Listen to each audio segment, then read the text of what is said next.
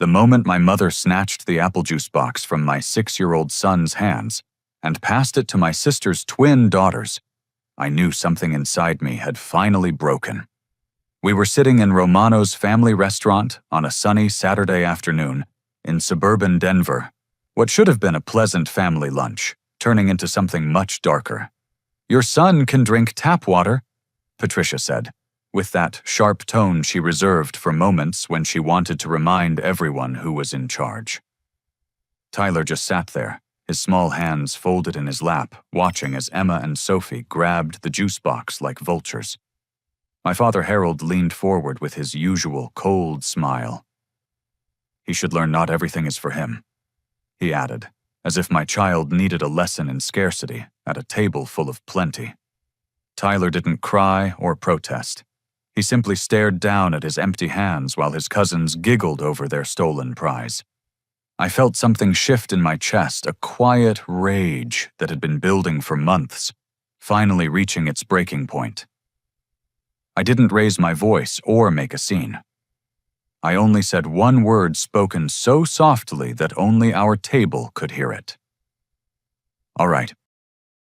That single word carried the weight of 8 months of documented abuse, 8 months of watching my son get treated like a second-class citizen in his own family.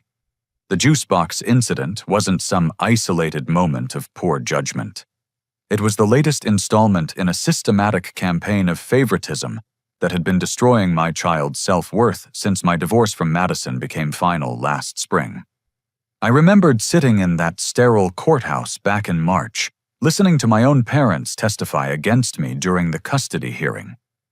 Harold had stood up in his expensive gray suit and told the judge that I was financially irresponsible and emotionally unstable. Patricia had dabbed her eyes with a tissue while explaining how concerned she was about Tyler's well-being in my care. Their testimony helped Madison win primary custody, leaving me with alternate weekends and Wednesday evening dinners.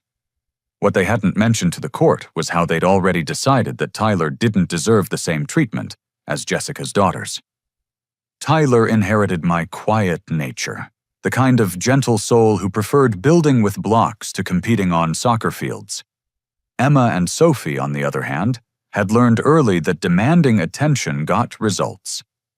They were 7 years old and already masters of manipulation, knowing exactly how to work their grandmother's emotions and their grandfather's pride.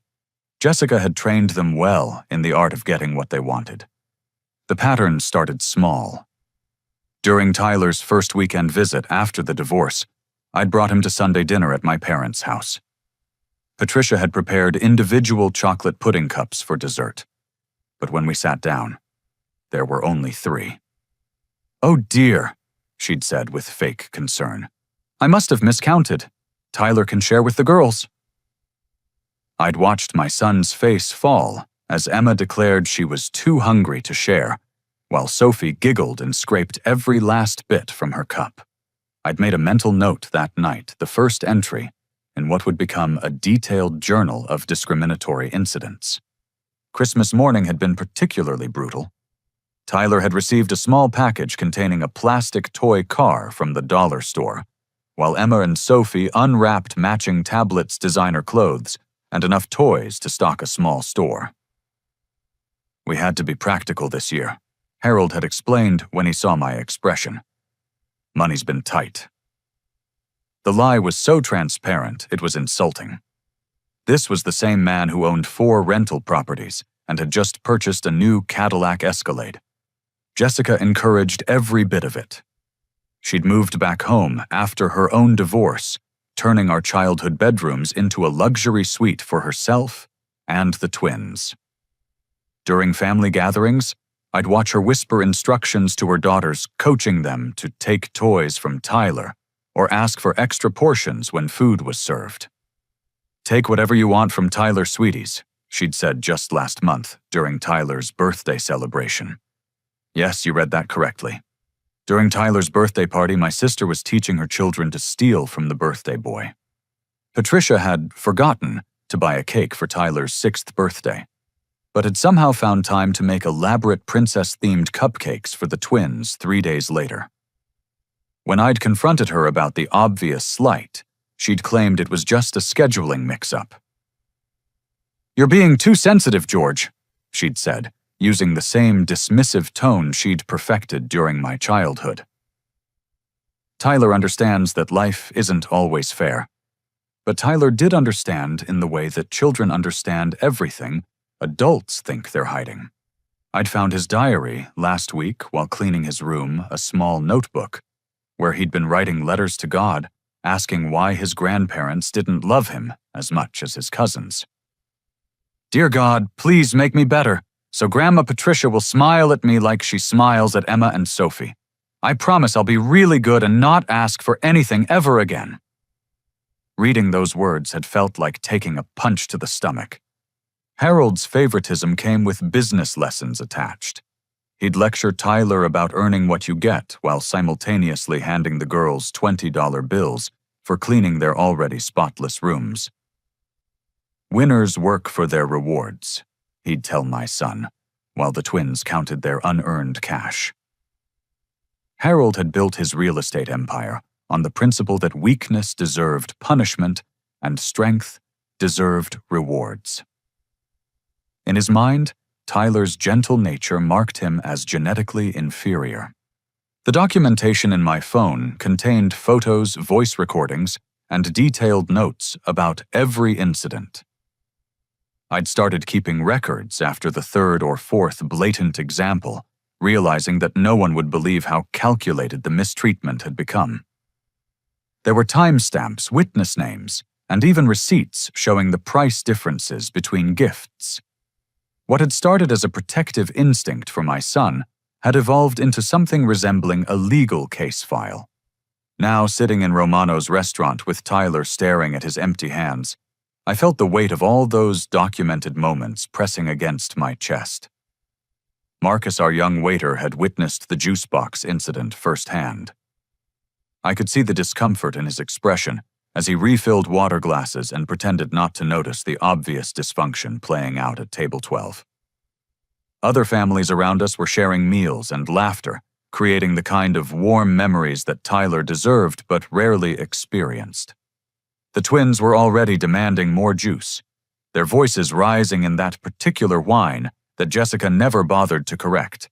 Tyler continued staring at his lap, probably wondering what he'd done wrong this time.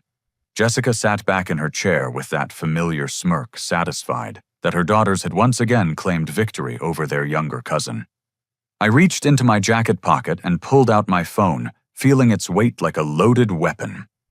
8 months of patience and documentation were about to serve their purpose. My parents thought they knew everything about their eldest son, but they'd severely underestimated my capacity for strategic thinking. The quiet boy they'd always dismissed as weak had grown into a man who understood exactly how to fight back. I unlocked my phone and opened the Notes app that had become Tyler's unlikely salvation. The silence at our table grew heavy as I cleared my throat and began reading in the same calm voice I'd used to say, "All right," just minutes before. March 15th. I began watching Patricia's confident expression start to waver. Tyler's first Sunday dinner after the divorce. Quote, "Tyler can share with the girls because he needs to learn that life isn't always fair." Unquote. Patricia Morrison, grandmother, denying dessert to a 6-year-old child while providing individual servings for his cousins. Harold's fork stopped halfway to his mouth. "What exactly do you think you're doing?" George, March 22nd. Tyler's 7th family gathering since the custody ruling. Harold Morrison provides $20 bills to Emma and Sophie for cleaning their rooms. Tyler, who actually cleaned the entire garage as requested, receives no payment. Quote, "Winners earn what they get, son. Maybe you'll work harder next time." Unquote. Jessica's smirk disappeared completely. "Are you seriously keeping some kind of weird journal about family dinners?" I continued reading my voice, never rising above conversational level. April 3rd, Easter Sunday. Tyler receives one small chocolate bunny purchased from the clearance rack at Walgreens. Emma and Sophie receive matching Easter baskets containing approximately $150 worth of toys, candy, and clothes. Patricia Morrison's explanation: we had to be practical this year. Note: Harold Morrison purchased a new Cadillac Escalade the following Tuesday for $48,000. The color drained from Patricia's face as she realized the extent of my record-keeping. Around us, other diners were beginning to glance in our direction, sensing tension, but not yet understanding its source. Marcus hovered nearby with the coffee pot, clearly wanting to retreat, but unable to look away from our family's public unraveling. April 27th. Tyler's 6th birthday party. Patricia Morrison, quote, "Oh dear, I forgot to get a cake. Maybe we can sing happy birthday anyway." End quote. 3 days later, elaborate princess-themed cupcakes appear for Emma and Sophie's weekly sleepover. Cost of Tyler's forgotten birthday cake, $0. Cost of princess cupcakes, $43, including receipt photographed and saved. Tyler looked up at me with confusion and something that might have been hope. This was the first time anyone had acknowledged what he'd been experiencing, the first time an adult had noticed that his treatment wasn't normal or acceptable. I scrolled to the next entry, my finger steady despite the rage building in my chest. May 10th, Mother's Day dinner. Tyler creates handmade card for Patricia using construction paper and crayons. Patricia accepts card without comment, places it on kitchen counter. Emma and Sophie present store-bought cards containing $5 Starbucks gift certificates purchased by Jessica. Patricia, quote, "Oh girls, you're so thoughtful. I love you both so much." Tyler's handmade card found in garbage can the following morning. "Now, George, you're taking things out of context." Patricia started, but her voice lacked its usual authority. June 2nd. Family barbecue. Tyler asks for hamburger like everyone else. Jessica Morrison, quote to her daughters, "Take whatever you want from Tyler, sweeties. There's plenty for you." Emma and Sophie remove hamburger from Tyler's plate, leaving him with hot dog. Harold Morrison, quote, "He should be grateful for what he gets." Tyler eats hot dog without complaint while watching cousins consume his intended meal. The entries continued, each one more damaging than the last. I had documented Christmas gifts, birthday celebrations, family outings where Tyler was excluded, and countless small moments where kindness was given freely to the twins, but withheld from my son. The pattern was unmistakable when laid out chronologically, a clear case of systematic emotional abuse, disguised as family dynamics. June 15th. Tyler's Little League game.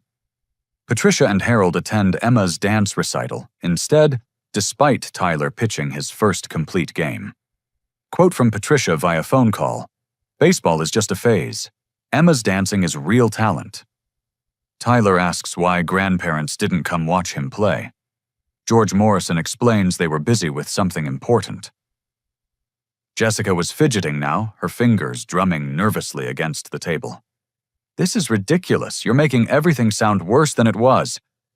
July 4th. Independence Day picnic. Tyler brings American flag drawing he made at school. Patricia hangs Emma and Sophie's store-bought decorations prominently on front porch. Tyler's drawing placed inside house where no one will see it. Quote from Harold, "We can't clutter up the porch with every little art project." Note: Tyler spends remainder of picnic sitting alone on back steps. The twins had stopped drinking their stolen juice and were watching the adult conversation with growing anxiety. They'd never seen their grandfather Harold look uncertain, or their grandmother Patricia appeared genuinely distressed. Tyler, meanwhile, was listening to his experiences being validated for the first time in months. August 8th. Tyler's overnight visit. Patricia prepares separate meals, grilled chicken and vegetables for Emma and Sophie, peanut butter sandwich for Tyler. Explanation: Tyler is a picky eater anyway. Note: Tyler has never been given opportunity to try grilled chicken at Patricia's house, despite eating it regularly at home. Marcus had abandoned all pretense of working and was now standing frozen 3 feet from our table coffee pot, forgotten in his hand. I could see recognition dawning in his expression as he processed the systematic nature of what I was describing. September 12th. Back-to-school clothes shopping. Emma and Sophie receive complete new wardrobes, approximately $300 per child. Tyler receives 2 shirts and 1 pair of jeans from discount store. Patricia Morrison, quote, "Children need to learn the value of money. Note, Emma and Sophie express no gratitude and immediately demand additional purchases." October 31st. Halloween costume party. Tyler requests superhero costume like previous year. Told family budget cannot accommodate costume purchase. Emma and Sophie receive matching princess costumes costing $60 each. Tyler wears homemade ghost costume created from bedsheet. Harold Morrison, quote, "Maybe next year Tyler will earn a real costume." I looked up from my phone for the first time since beginning my recitation. Patricia was dabbing her eyes with a napkin, but these weren't tears of remorse. They were tears of panic from someone watching their carefully constructed world collapse in real time. November 26th. Thanksgiving dinner. Tyler volunteers to help with dishes, spends hour cleaning kitchen. Emma and Sophie watch television, refuse to help with any cleanup. Patricia provides leftover turkey and dessert for Emma and Sophie to take home. Tyler receives nothing. Quote, "The girls have been such good helpers this week." Note, Emma and Sophie have spent entire week at friends' houses. The final entries were the most recent building toward the moment we were currently living. Harold was gripping his water glass so tightly I thought it might shatter in his hand. December 3rd. Last weekend's visit. Tyler brings report card showing all A's and B's. Receives brief acknowledgement from Patricia. Emma and Sophie bring report cards showing C's and D's. Receive $20 rewards and promises of special dinner out. Harold Morrison, quote, "The girls are trying their best. That deserves recognition." Tyler's academic success generates no reward or recognition. I closed the Notes app and placed my phone on the table. This brings us to today, December 9th. Tyler's apple juice box redistributed to cousins because, quote, "Your son can drink tap water." Additional quote from Harold Morrison, "He should learn not everything is for him." Tyler Morrison, age 6, sits in silence while adults discuss his worthiness for basic refreshment. The restaurant felt unnaturally quiet, despite dozens of other conversations happening around us. Our family's dysfunction had created a bubble of tension that seemed to absorb all sound and light. Tyler was staring at me with an expression I'd never seen before, a mixture of relief and amazement that someone had been paying attention. I picked up my phone again, but this time I opened a different app. The recording app that had been running since we'd first sat down at this table 30 minutes ago. What I just read to you was my personal documentation. I said finger, hovering over the play button. But I think you should hear today's conversation from a different perspective. Patricia's face went completely white as she realized what was about to happen. "George, you can't possibly have been recording us without permission." "Actually, Colorado is a one-party consent state." I replied, pressing play. "I only need my own permission to record conversations I'm participating in." The audio was crystal clear. My phone had been positioned perfectly to capture every word spoken at our table. Patricia's voice emerged from the speaker, sharp and cruel, in a way that seemed even worse when played back. "Your son can drink tap water. He needs to understand that not everything is handed to him on a silver platter." Harold's voice followed, dismissive and cold. "He should learn not everything is for him. Maybe some disappointment will toughen him up." Jessica's encouragement to her daughters was caught perfectly. "That's right, girls, you drink that juice. Tyler doesn't mind sharing. Do you, Tyler?" But the most damaging part of the recording was what came next. Tyler's small voice, barely audible but unmistakably heartbroken. "I was really thirsty. Patricia had responded with vicious satisfaction. Then you can drink water like poor children do. Maybe this will teach you not to expect special treatment. The recording continued capturing Harold's lecture about weakness and entitlement, Jessica's coaching of her daughters to take Tyler's breadsticks, and Patricia's comment that Tyler needed to learn his place in the family hierarchy. 3 minutes of audio that painted a portrait of systematic emotional abuse that would horrify any reasonable person. When the recording ended, I looked around our table at faces frozen in various stages of panic and disbelief. That recording has already been automatically uploaded to 3 cloud storage services, I said calmly. Copies have been sent to my attorney, my ex-wife Madison, and David Chen, Jessica's ex-husband. Jessica nearly knocked over her water glass. You sent recordings to David George. You have no idea what you've just done. Actually, I know exactly what I've done. David has been fighting for custody of Emma and Sophie for 6 months. He's been arguing that their mother and grandparents create a toxic environment that damages children's emotional development. This recording, combined with my 8 months of documentation, provides the evidence he needed to prove his case. Harold found his voice, though it came out as more of a croak. Those recordings won't hold up in court. They were taken without our knowledge. Colorado law disagrees with you. But more importantly, court proceedings aren't the only place where recordings matter. I've also sent copies to Channel 7 News, the Denver Post, and that family advocacy blogger who has been covering custody cases involving parental alienation. The implications were sinking in around the table like water through a broken dam. Patricia's social standing in her church community, Harold's business reputation, Jessica's own custody case. All of it was about to be exposed to public scrutiny. You see, I continued, I've learned something important about fighting people who have more money and social connections than I do. You don't attack them directly. You document their behavior and let them destroy themselves. Marcus appeared at my shoulder, his face a mixture of professional concern and personal outrage. Sir, is everything all right over here? Some of our other guests have expressed concern about the conversation at this table. Everything is fine, Marcus. We're just having a family discussion about values and consequences. But I appreciate your concern for Tyler's well-being. It's refreshing to encounter an adult who notices when children are being mistreated. I turned back to my family, all of whom were now staring at their phones, as they realized the full scope of what I'd unleashed. The recording you just heard is already making its way through several legal channels. David's attorney filed an emergency motion this morning requesting immediate custody review based on evidence of emotional abuse in Jessica's household. This morning, Jessica's voice was barely a whisper. I've been planning this conversation for weeks.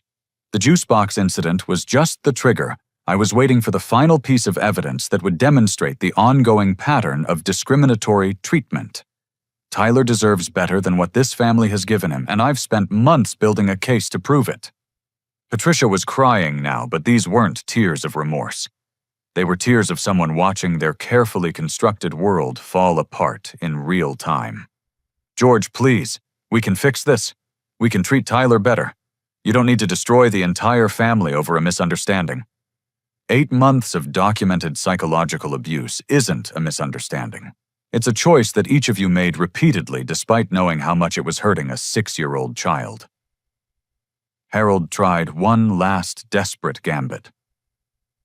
What do you want? George, money, I can write you a check right now. Full college fund for Tyler, down payment on a house, whatever it takes to resolve this quietly. What I want is for Tyler to grow up knowing that he has value, that he deserves respect, and that adults who claim to love him should actually demonstrate that love through their actions. Your money can't purchase absolution for 8 months of emotional cruelty. Tyler was watching this entire exchange with wide eyes, beginning to understand that something fundamental was changing in his relationship with his extended family. For the first time in months, he wasn't being treated like an unwelcome burden at a family gathering. I stood up from my chair, leaving my phone on the table, as evidence of the conversation we'd just had. The recordings have been submitted to the appropriate authorities. David's emergency custody motion will be heard on Tuesday morning. My own petition for modified custody arrangements will be reviewed on Thursday. Patricia, I suggest you contact an attorney before talking to any reporters. Harold, you might want to review the moral character clauses in your business partnerships. The nuclear option had been deployed. 8 months of patience and documentation were about to reshape our entire family dynamic, and there was no putting that particular genie back into its bottle.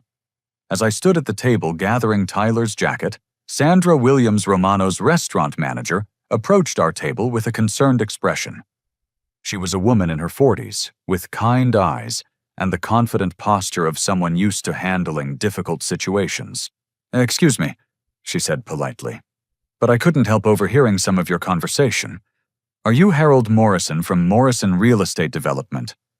Harold's face, already pale from my revelations, somehow managed to drain of even more color. "Yes, that's me." Sandra's expression shifted from concern to recognition. "I thought so. Your photo was in the Denver Post business section last week regarding some discrimination complaints that have been filed against your company. The timing couldn't have been worse for Harold. His real estate empire, built over 3 decades of aggressive deal-making and strategic partnerships, was currently under investigation by the Colorado Department of Regulatory Agencies for discriminatory practices in rental housing. 3 separate families had filed complaints alleging that Morrison Real Estate had denied them housing based on racial and economic profiling. "I'm fighting those accusations," Harold said, quickly glancing around to see if other restaurant patrons were listening. "They're completely unfounded." But Sandra wasn't finished. "My cousin applied for one of your rental properties last month. Single mother, excellent credit, stable employment. She was told the property had already been rented, but it's still listed as available on your website." I watched Harold's business reputation crumble in real time as Sandra continued speaking. "What I just witnessed at this table suggests those discrimination complaints might not be unfounded after all. If this is how you treat your own grandson, I can only imagine how you treat potential tenants who don't fit your preferred demographics." Harold's business partner, Robert Sterling, had already been looking for reasons to dissolve their partnership. Sterling wanted to focus on commercial development, while Harold preferred residential properties, but the recent discrimination complaints had created additional tension. A public incident involving emotional abuse of a child would give Sterling all the ammunition he needed to force Harold out of their most lucrative deals. Sandra discreetly removed her phone from her apron pocket. "I hope you don't mind, but I've been recording this conversation for the restaurant's protection. We've had issues with customers claiming they were mistreated by staff, so we document incidents that might result in legal complications." "You recorded us?" Patricia gasped. "Restaurant policy?" Sandra replied smoothly. "Any conversation that involves potential harm to children or public disturbances gets documented. This recording will be available to child services, law enforcement, or court proceedings if requested." Jessica's custody case was now completely compromised. Her ex-husband, David, had been arguing for months that the grandparents' household created an unstable environment for the twins. This incident would provide concrete evidence supporting his claims, especially combined with the professional testimony from Harold's business discrimination cases. I had already contacted 3 local news stations that morning, knowing that family custody stories with prominent business figures often attracted media attention. Channel 7 News had a regular segment about parental rights and child welfare issues. The Denver Post's family advocacy columnist had written extensively about emotional abuse in custody situations. Both outlets would be very interested in a story that combined business ethics with child psychology. Speaking of media attention, I said to Harold, "You might want to check your voicemail. I believe several reporters have been trying to reach you since this morning." Harold fumbled for his phone, his hands shaking as he scrolled through missed calls. 3 messages from Channel 7, 2 from the Denver Post, and 1 from a family advocacy blogger whose articles about custody cases had gained national attention. Patricia's standing in her church community was about to face similar scrutiny. Bethel Community Church took pride in its family values programming and child protection policies.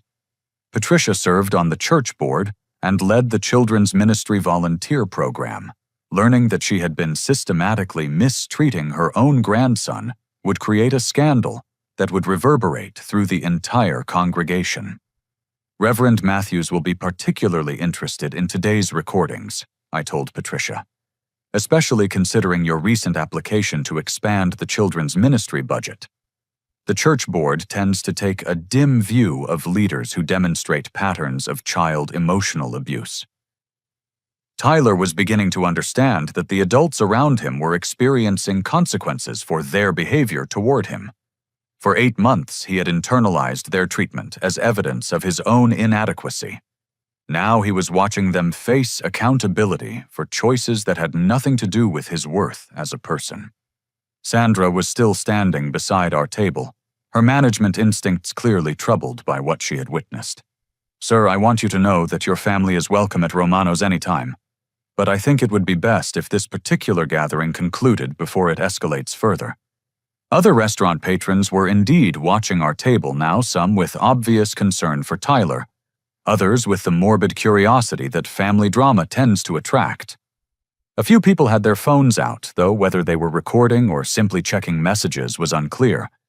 Harold's 3 major real estate deals were all hanging in the balance of moral character clauses that required partners to maintain public reputations consistent with family-friendly business practices. The Meadowbrook Shopping Center development, the Pine Valley Residential Complex, and the downtown office renovation project all included language allowing partners to dissolve agreements if any party became involved in public scandals that could damage the project's community standing. Those 3 deals represent approximately $12 million in potential profit, I said to Harold, who was still staring at his phone in horror. "I imagine Robert Sterling is already drafting dissolution papers based on this morning's events." Jessica's phone buzzed with an incoming call from David's attorney. The emergency custody motion was already in motion, accelerated by the evidence I'd provided that morning. Emma and Sophie would likely be removed from Jessica's custody within 72 hours, pending a full investigation into the household dynamics. Patricia was frantically texting someone, probably trying to reach her church friends, before news of the incident spread through their social networks.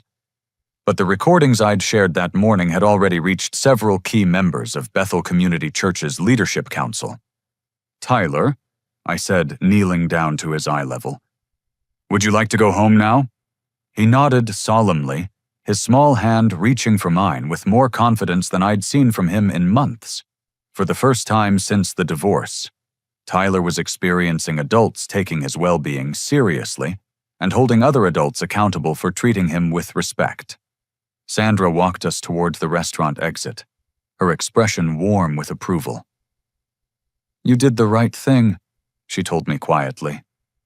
"That child deserves so much better than what I witnessed today." Behind us, Harold was fielding frantic phone calls from his business associates. Jessica was arguing with David's attorney about visitation schedules. Patricia was sobbing into her napkin while scrolling through text messages from concerned church members. The domino effect had begun, and there was no stopping the cascade of consequences that would reshape our family dynamics forever. As Tyler and I reached the restaurant's front entrance, the glass doors opened to reveal an unexpected figure. Frank Morrison, Tyler's maternal grandfather, and my ex-wife's father. Frank was a distinguished man in his 70s, with silver hair and the bearing of someone who had spent his career in law enforcement before transitioning to private investigation work. "George," Frank said with a slight nod, then knelt down to Tyler's level. "Hello there, grandson." I was confused by his presence until I realized the terrible irony. "Patricia called you, didn't she? She thought you'd help her control the situation." Frank's expression was grim as he stood back up. "She called me 20 minutes ago crying about how you were having some kind of breakdown and attacking the family. She wanted me to come talk sense into you." He paused, looking back toward our table where the drama was still unfolding.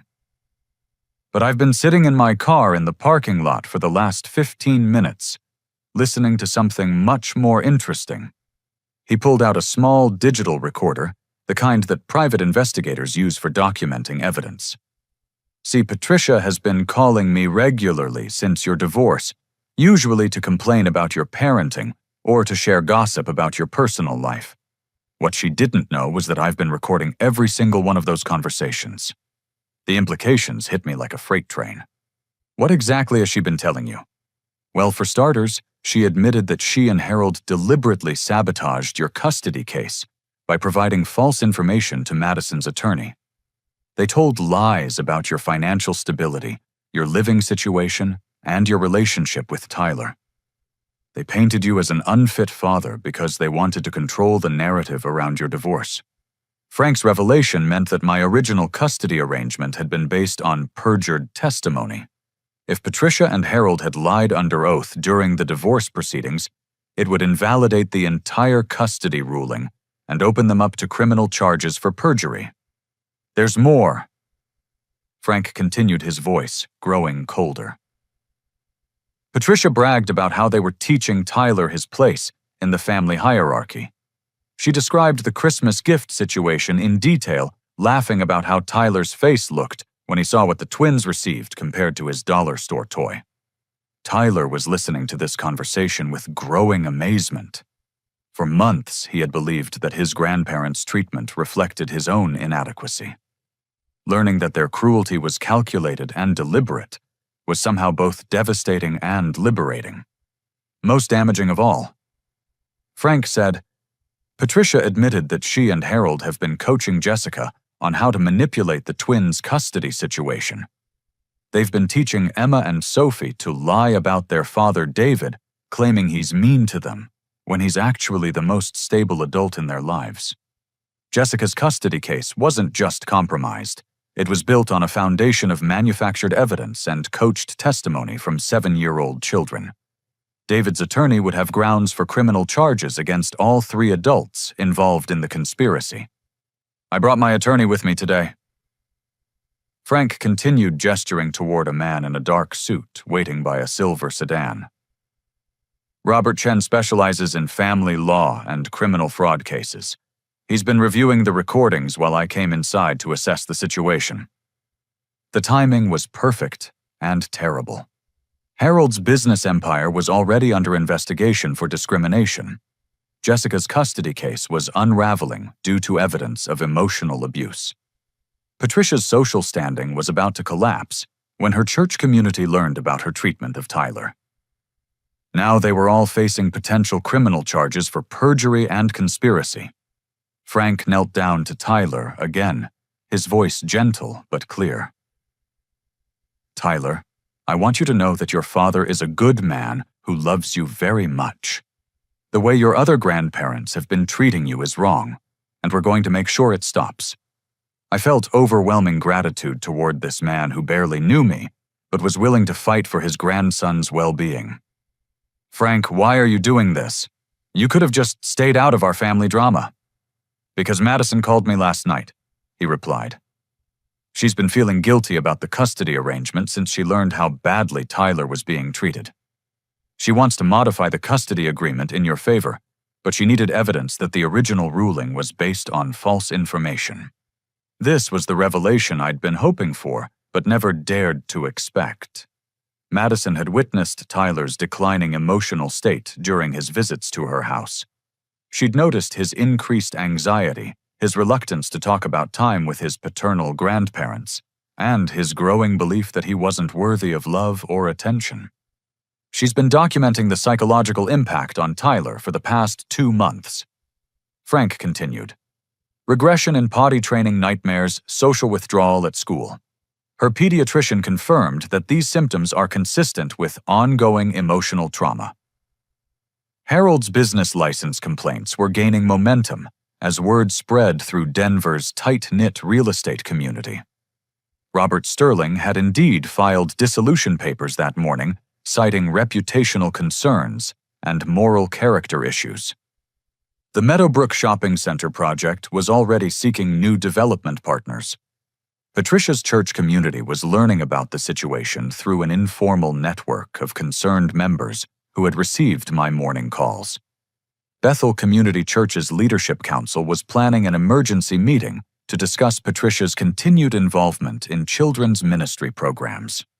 Jessica was discovering that her ex-husband, David, had been building his own case for months, documenting every instance where the twins returned home with stories about drinking expensive juice while Tyler was given water, or receiving special treats while their cousin was excluded from family activities.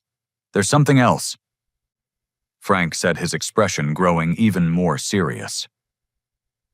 Robert Chen discovered that Harold has been under investigation by the FBI for potential housing discrimination violations.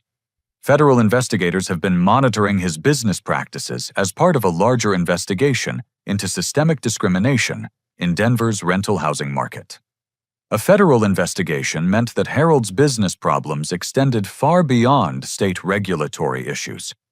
The FBI's involvement suggested violations of federal fair housing laws, which carried criminal penalties, including potential prison time. Tyler tugged on my jacket, looking up at me with an expression I hadn't seen in months. Hope.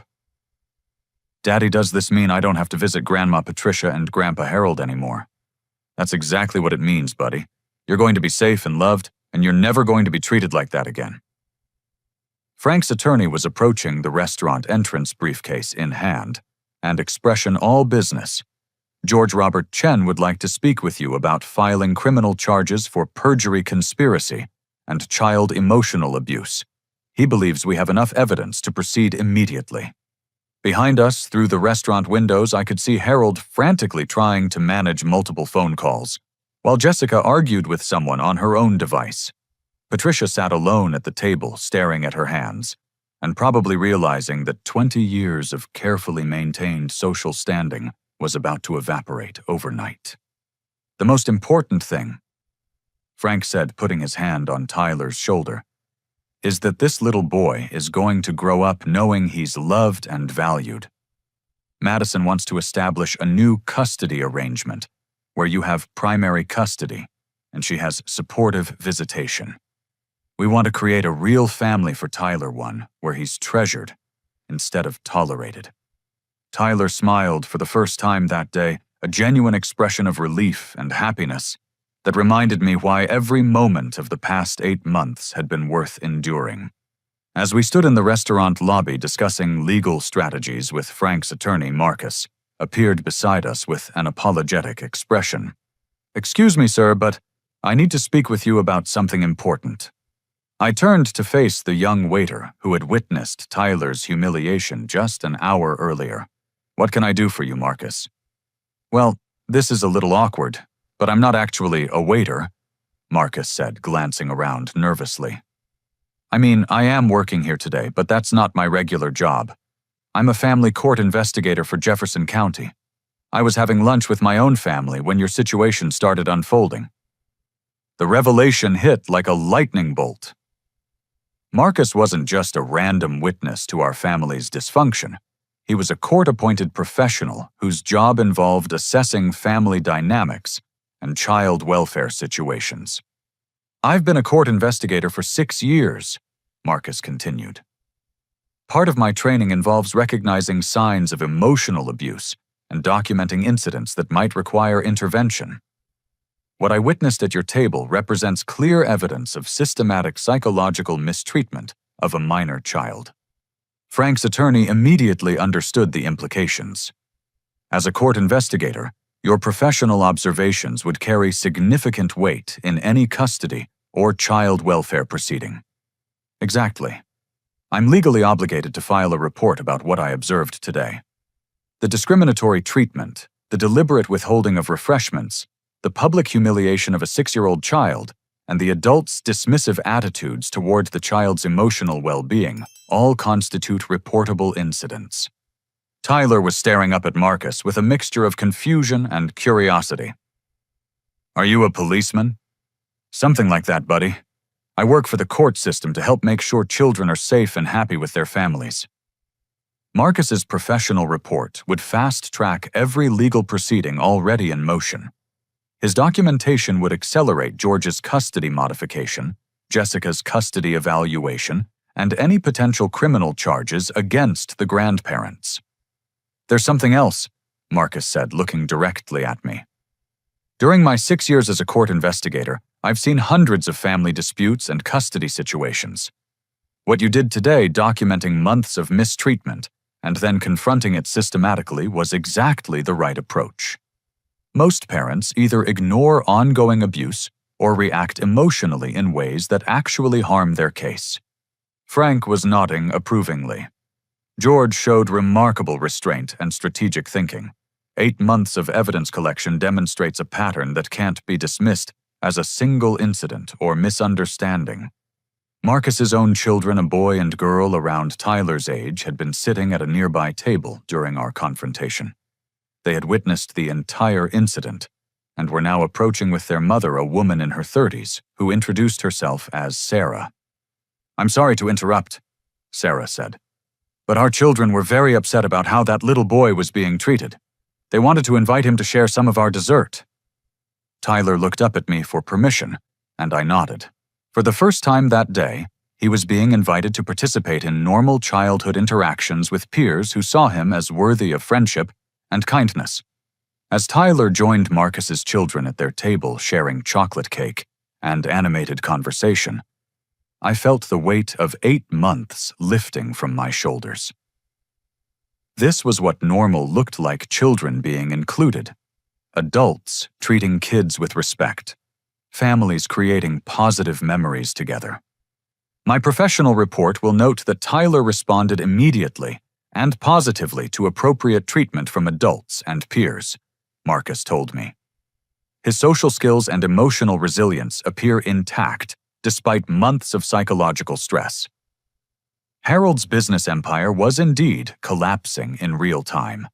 Robert Sterling had officially filed partnership dissolution papers, citing moral character violations and reputational concerns. The 3 major development deals were being restructured without Harold's involvement, representing a financial loss that would be devastating to his retirement plans. Sandra, the restaurant manager, approached our group with a warm smile. "I wanted you to know that your family will always be welcome here. What you did today took tremendous courage, and Tyler deserves to have adults who protect him like that." She handed me a business card for Romano's catering services. "I know this might sound presumptuous, but when you're ready to celebrate Tyler's new custody arrangement, we'd be honored to provide the celebration dinner. No charge. Some victories deserve to be celebrated properly." Patricia's church community was beginning to understand the scope of her behavior. Reverend Matthews had received calls from 3 different congregation members who had heard about the incident.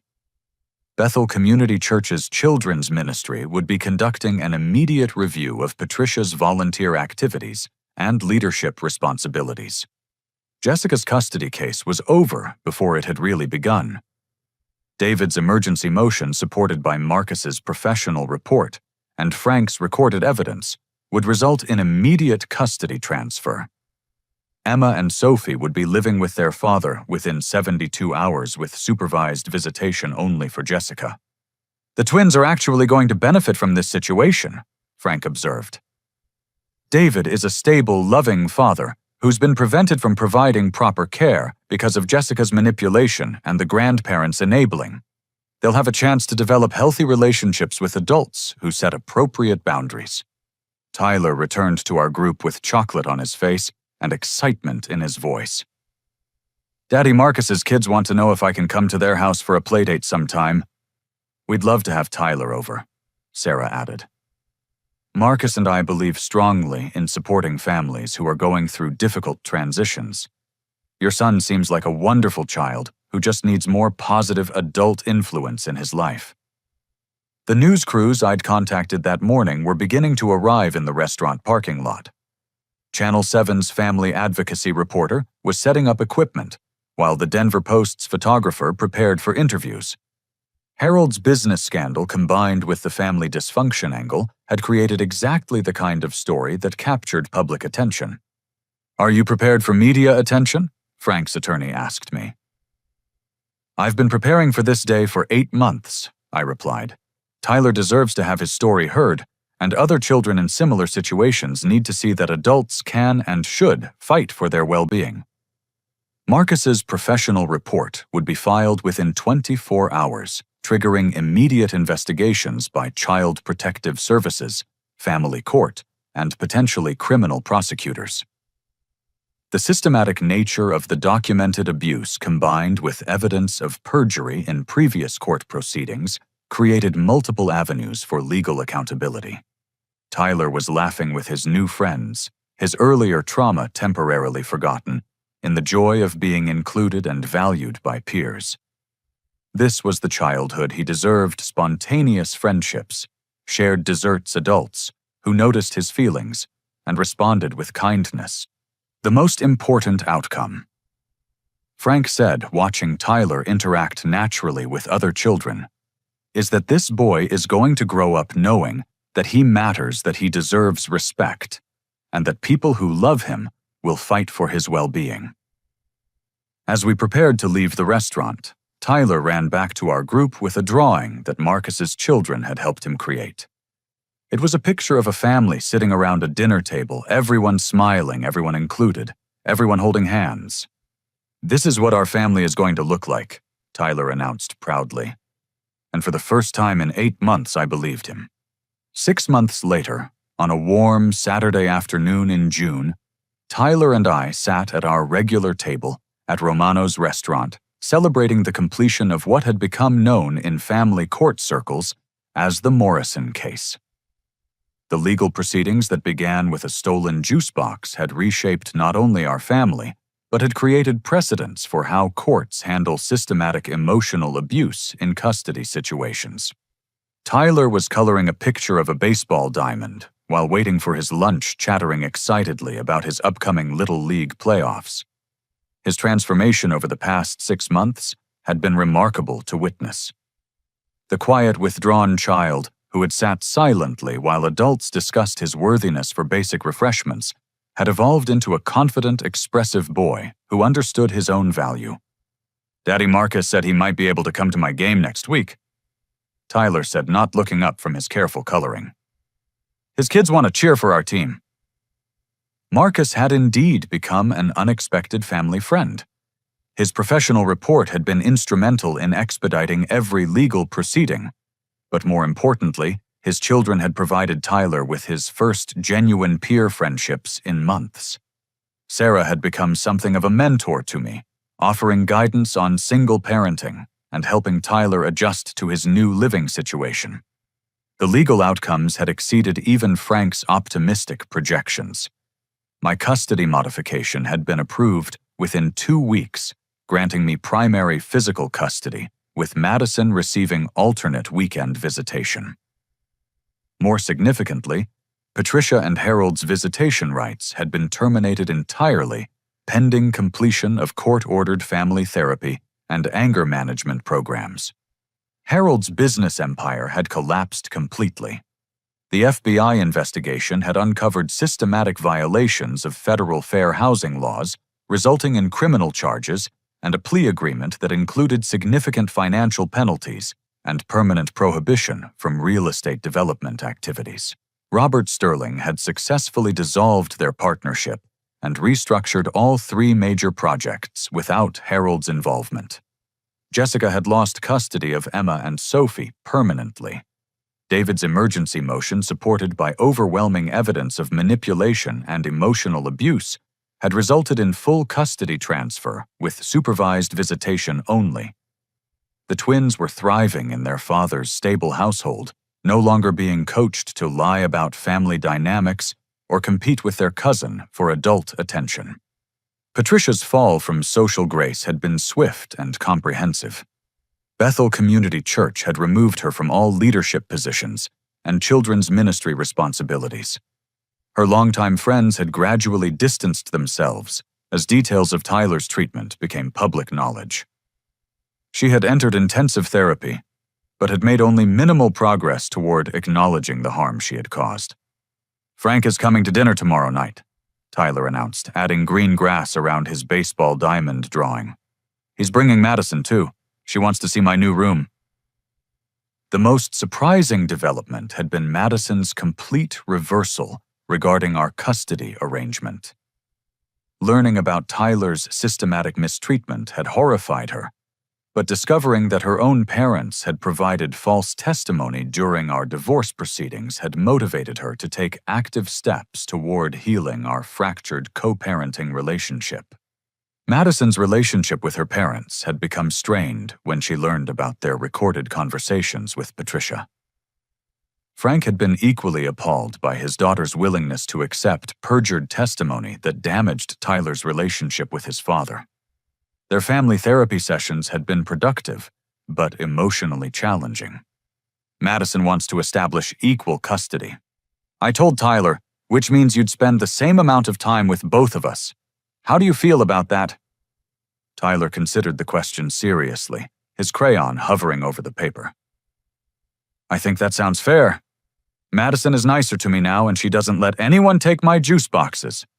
Sandra approached our table with Tyler's favorite grilled cheese sandwich and my usual salad. Over the past 6 months, she had become something of a surrogate grandmother figure, always remembering Tyler's preferences and asking about his school activities.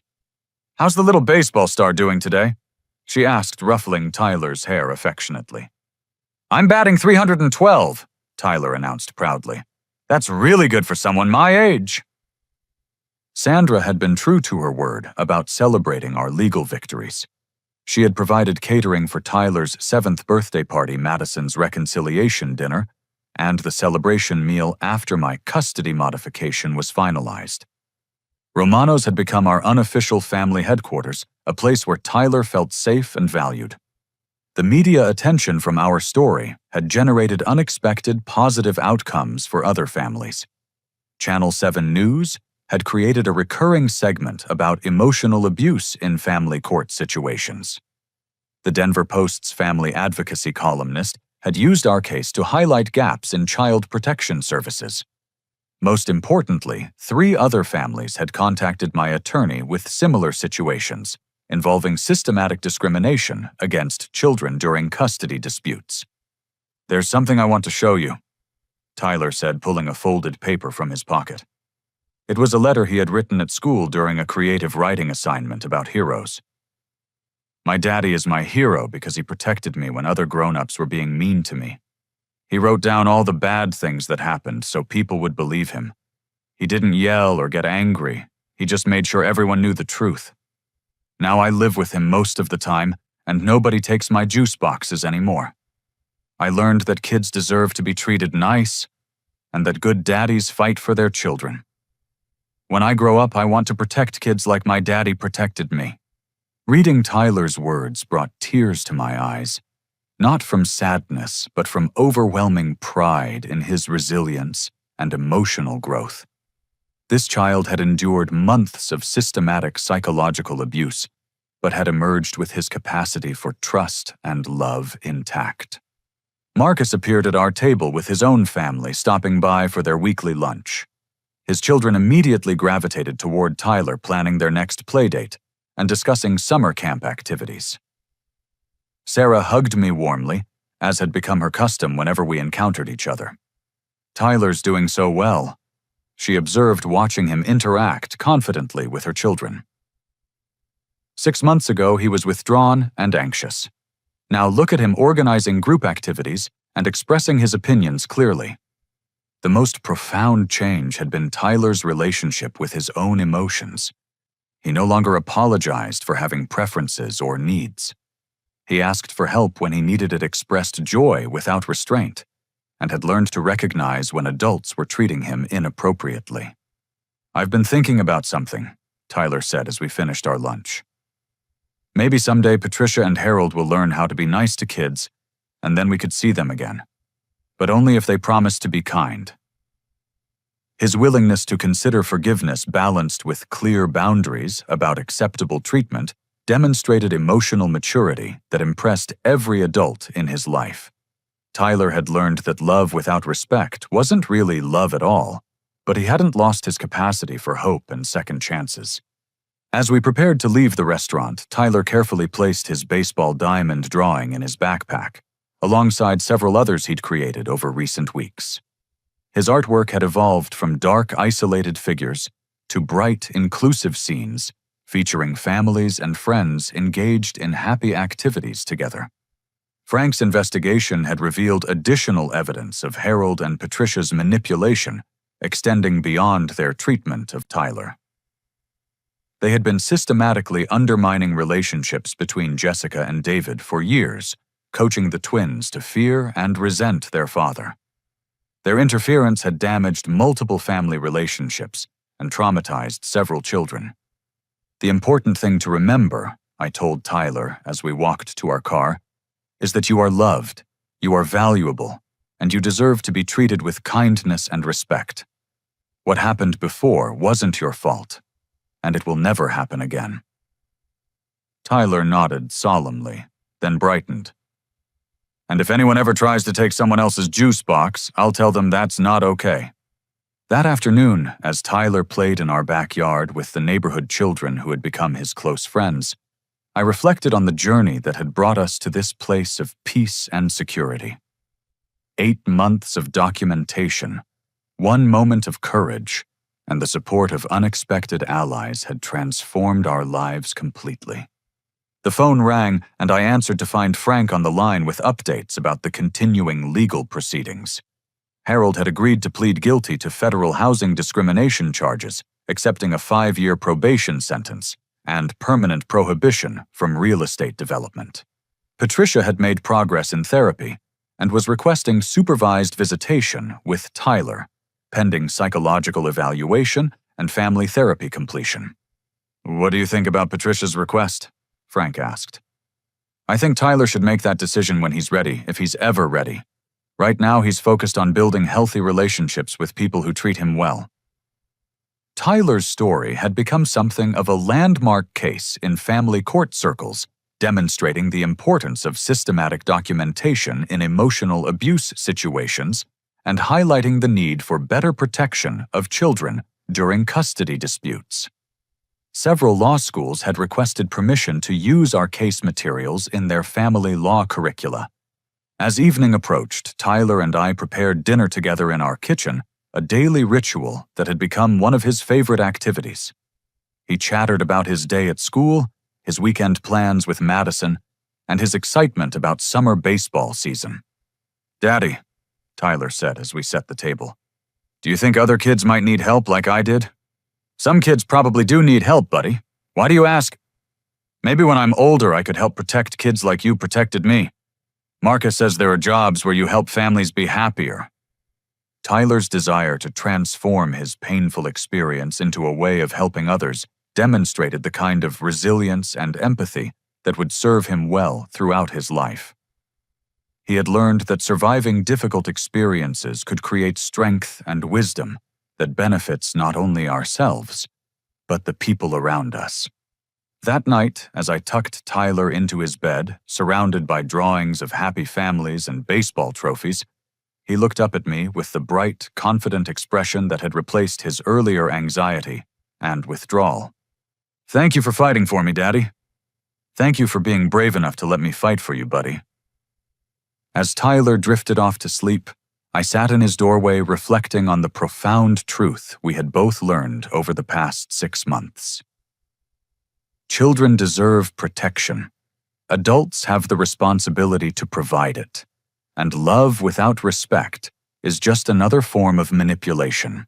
Most importantly, we had discovered that courage documentation and strategic action could overcome even systematic emotional abuse when deployed with patience and determination.